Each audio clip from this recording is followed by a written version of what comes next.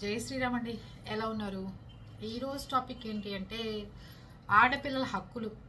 ఆడపిల్లకి పుట్టింటి దగ్గర నుంచి ఇవ్వాల్సిన వాటాలు ఇవ్వకుండా, పుట్టింటి వాళ్ళు సమకూర్చాల్సినవి సమకూర్చకుండా, ఆ పిల్లకి ఏదన్నా పుట్టింటి తరపు నుంచి హస్బెండ్ వదిలేసో, హస్బెండ్ చనిపోతేనో తన పిల్లల్ని పెట్టుకుని ఎక్కడికి రావాలో తెలియని పరిస్థితుల్లో, కొంతమంది అయితే ముగ్గురిని వదిలేసి పుట్టేళ్లలో ఉండి తల్లిదండ్రుల్ని వదిలిని అన్నయ్యని ఇబ్బంది పెట్టే వాళ్ళ గురించి మాట్లాడట్లేదు. ఆడపిల్లలకి ఆస్తులు పంచిచ్చిన తల్లిదండ్రుల గురించి మాట్లాడట్లేదు. కానీ కొన్ని ఇళ్లలో ఆడపిల్లల్ని ఒక చులకన భావంతో ఆస్తులు ఎందుకు పంచాలి, ఆస్తులు ఎందుకు ఇవ్వాలి, పోనీ తను ఇచ్చిన ఇంట్లో కనుక హస్బెండ్ చాలా గొప్పవాడు, చాలా డబ్బున్నవాడు కనుక ఉంటే మీరు పంచాల్సిన అవసరం కూడా ఉండదు.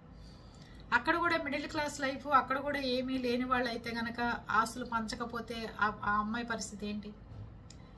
చాలా మంది ఈ మధ్యకాలంలో చూశాను, హస్బెండ్ చనిపోయిన తర్వాత ఒక పాప లేదా ఇద్దరు పాపలు ఒక బాబు ఉంటున్న పరిస్థితులు వస్తే ఆ అమ్మాయి ఎక్కడికి వెళ్ళాలి, ఎక్కడికి వెళ్ళి ఎవరింట్లో ఉండాలి? పుట్టింట్లో 2 రోజులు ఉంటే అలాంటి బాధలు వచ్చినప్పుడు ఎన్నో రకాల మాటలు పడాల్సిన పరిస్థితి.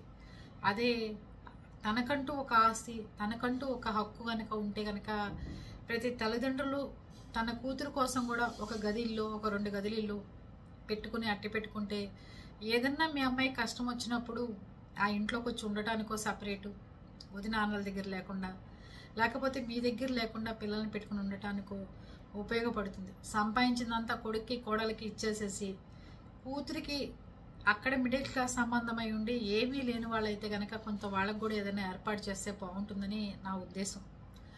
మీ వైపు కూడా తల్లిదండ్రులకు కూడా ఏదైనా ఉంటే ఏర్పాటు చేయగలుగుతారు కాబట్టి చెప్తున్నాను. ఏర్పాట్లు లేని వాళ్ళకి ఎవరు చేయలేరు కదా. ఎందుకంటేనండి, ఈ మధ్య నేను 4-5 చోట్ల చూశాను. పాపం ఏదో సంబంధం వచ్చింది, ఎవడో చెప్పాడని చేసేయటం, అక్కడ ఆస్తులు పోవటం, ఆడపిల్లకి హస్బెండ్ చనిపోవడం, అక్కడి నుంచి పుట్టింటికి వచ్చిన దగ్గర నుంచి అన్న వదిన ఈ అమ్మాయిని సరిగ్గా చూడకపోవడం, పట్టించుకోవడం, వీళ్ళకి సరిగ్గా వాళ్ళతో బాండింగ్ ఏర్పడకపోవడం, నేనేదో పుట్టింటికి వచ్చాను కాబట్టి నన్ను చులకనగా చూస్తున్నారని చెప్పి అమ్మాయి అనుకోవటం, అక్కడి నుంచి వాళ్ళకి తగాదాలు రావటం, ఇవన్నీ ఉండకూడదు అనుకుంటే తల్లిదండ్రులు ప్రతి ఒక్కళ్ళు ఆడపిల్లకంటూ ఒక ఏర్పాటు చేసిందైతే పెళ్లిళ్ళు చేయండి. 10 లక్షలు కట్నం ఇచ్చే బదులు, బాబు 5 లక్షలే నీకు కట్నం ఇస్తాను, ఇష్టమైతే చేసుకోమని చెప్పి పంపించేసేసేయండి. ఒక 5 లక్షలు పెట్టి ఒక పిల్లకి ఒక సెంటు భూమిలో ఇల్లు కట్టి అట్టి పెట్టండి, వచ్చినప్పుడు చక్కగా దాంట్లో ఉంటుంది. ఎంతోమంది ఆడపిల్లలు రోడ్డు మీద హస్బెండ్ చనిపోయి పుట్టింటికి వెళ్ళలేక, ఆస్తులు లేక, పుట్టింటి వాళ్ళకి ఆస్తులు ఉన్నా కూడా ఆడపిల్లకి పంచకుండా చాలామంది ఇబ్బంది పడుతున్న ఆడపిల్లలు ఉన్నారు. కొడుకు కోడల్ని సమానంగా చుట్ట నేర్చుకోండి. పేరెంట్స్ కూడా ఇంటికి వచ్చిన ఆడపిల్లకి ఎలా మీరు ఆస్తి ఇస్తున్నారో మన ఆడపిల్ల కూడా ఇబ్బంది పడకుండా చూస్తే బాగుంటుందని చూస్తున్నా. ఒక 1000 రూపాయలు చెర పెట్టడానికే మొహాలు చూసుకుంటున్న అన్నలు వదిలిన ఉన్న రోజుల్లో ఒక ఆడపిల్ల హస్బెండ్ చనిపోయి పిల్లలు రోడ్డు మీద పెట్టుకుని తను ఒక 6 నెలలు 8 నెలల దాకా భర్త చనిపోయిన తర్వాత ఎక్కడికి ఉద్యోగానికి వెళ్ళలేని పరిస్థితుల్లో ఆ కుటుంబ పోషణ ఎలా ఉంటుంది అనేది అందరూ ఆలోచిస్తారని తల్లిదండ్రులు ప్రతి ఒక్కళ్ళు కొంచెం మెలకుగా ఉండండి.